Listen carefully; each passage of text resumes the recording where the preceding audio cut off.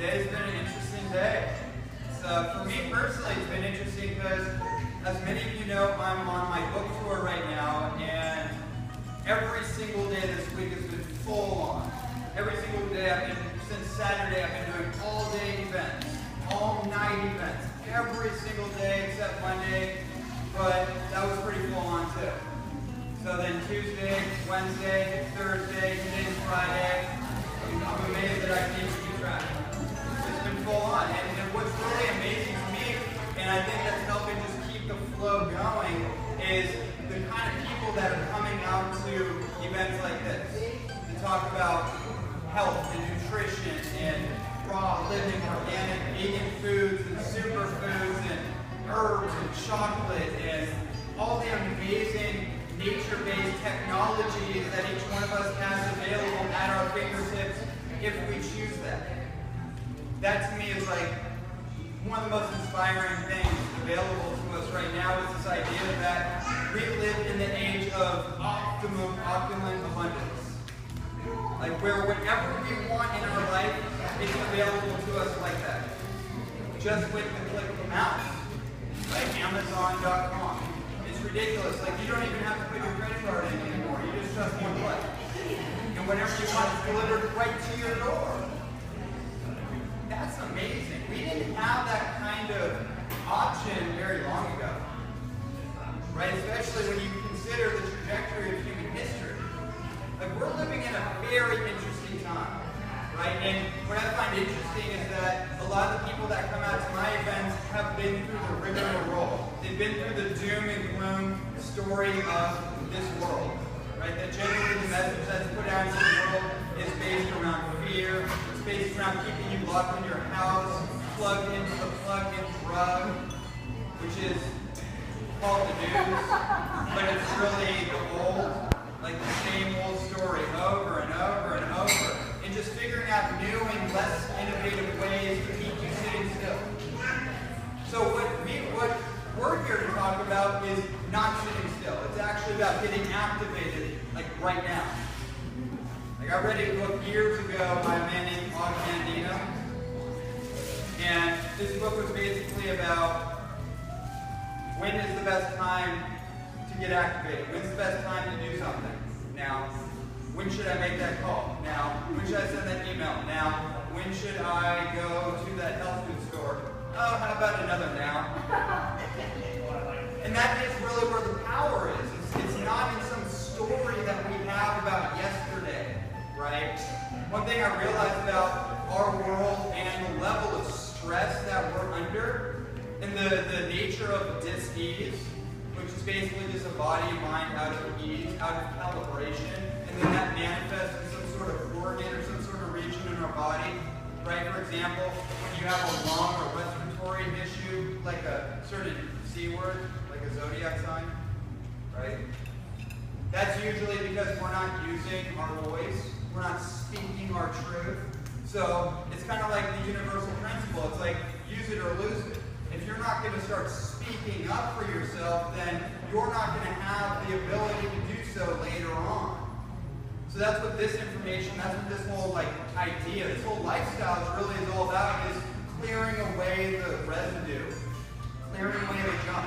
I mean, it's really amazing when I think about, we come here in our little niche of the health food world and personal liberation, and we're like, no, we're all about it. But when you go out into the world, it's not that same story. It's kind of bizarre, actually.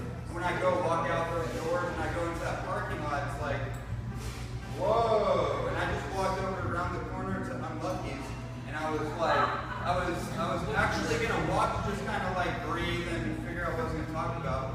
And I was like, and then I saw the barbecue. I was like, oh god! I literally was like, oh, okay. I guess we're just gonna go right back in. There was nothing out there for me. And when I talk to people, I find my personal I've been doing this coaching service with people in the last month, and it's been full on. As soon as I made the announcement on Facebook that I'm actually taking on clients, it was just piling in. I was like, oh, whoa, there's a lot of hungry people out there. And I've been working with people around the clock. When it comes to all the lectures I've been doing, I'm writing like 2 or 3 books right now. You know, I got this book done finally sometime last year, and really just full-on focused.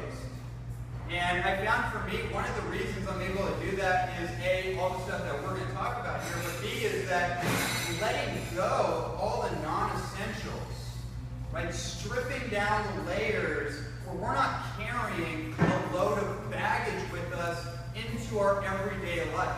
I mean, it's amazing. Most people are carrying a backpack with 10 pounds of weight and pulling a sled with 20 pounds of baggage from their past into their now, every now of their life. And you wonder why you're in pain. People wonder why they feel weighed down. It's because this thing up here is just like holding on to stuff. Does that make sense? Right? It's like when I look at my family, I come back into town and it's always kind of like, oh, ugh. Like, whoa, that's right, I forgot about that, but it's always a little bit worse. The pressure of the situation is always just a little bit more intense. So I used to be so far into like fix it and blame and it's your fault and you need to change and whatever my judgments were, and now it's like when I come back home, it's like this personal spiritual training for me now. It's like I don't judge, I don't blame, I have nothing to blame. It's all good. Because when you point a finger, you got these other fingers pointing back at you, right? And that's an inappropriate usage of energy. A big aspect of healing and rejuvenation and the self-liberation process is effectively using our energy. People wonder why they're so tired all the time. They're down and out. Why do we have such a heavy stimulant-focused culture? A is people are doing anything other than what they love to do. So they're getting up in the morning and they're rushing to go pay the bills for stuff they don't even need, let alone stuff they probably don't even really want. If they really actually got to the core of it and realized, like, okay, my TV is bigger than my library. This is an issue.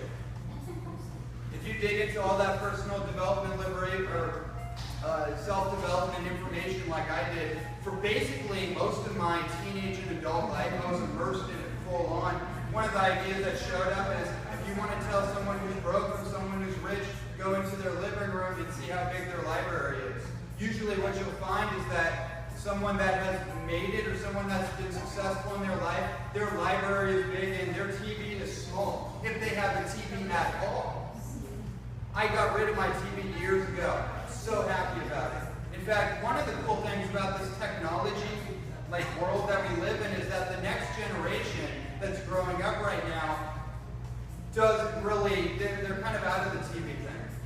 They're like, okay, it's the same old reruns, and there's commercials interrupting the flow, and the stuff is all, the new generation is so on it. They're like, okay, this is all been scripted. That person on the podium telling us about whatever they're telling us about the world, whatever's going on. I don't know about that. Something's up. I remember thinking that as a kid when I saw whoever was the president at the time. It's like, I don't know about that. I'm gonna go do something. Well, everyone else is glued to it. They're like, oh my God. For stuff that has nothing to do with their life. Placing our attention on things that have no implication on our domain whatsoever. I mean, it's amazing. If you realize that before the television, the telebox, what did we do before? How did we use our time? If you want to really get this whole, this health mastery puzzle together, one of the big aspects of getting your health and your life back is actually organizing your schedule, organizing your day based on your priorities. Everything works in a hierarchy of priorities, and you'll always have time and energy for the things that you prioritize.